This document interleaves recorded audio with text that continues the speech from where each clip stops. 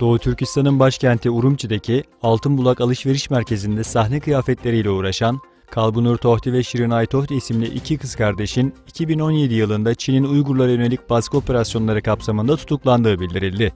Onların Tacigül Tohti isimli bir kız kardeşinin 2009 yılındaki 5 Temmuz katliamı sonrası tutuklandığı ve daha sonra cesedinin ailesine teslim edildiği öğrenildi.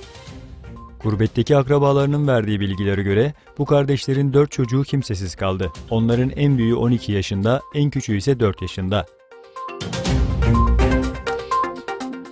Doğu Türkistan'daki otlakların %80'inin iklim değişikliği nedeniyle zarar gördüğü bildirildi. Bunun başlıca nedenlerinin kentsel dönüşüm, endüstriyel kirlilik ve turizm alanlarının iyi planlanmaması olduğu belirtildi. Çin'de gaz yüklü tanker otoyolda dehşet saçtı.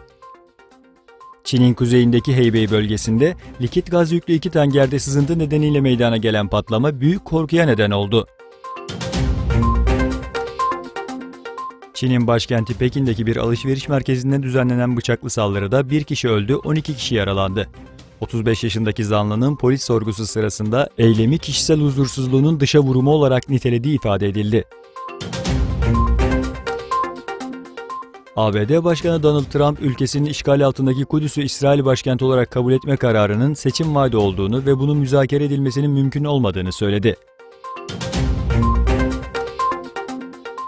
Birleşik Arap Emirlikleri ile Hindistan arasında petrol alanında bir anlaşma ve 4 mutabakat zaptının imzalandığı bildirildi. 4 Mart'tan itibaren yürürlüğe girecek anlaşmanın 40 yıl geçerli olacağı ifade edildi. Rusya'da uçak düştü, 71 ölü. 71 kişiyi taşıyan Rus Antonov 148 tipi yolcu uçağı Moskova yakınlarında düştü. Kazada 65 yolcu 6 mürettebattan kurtulan olmadığı açıklandı.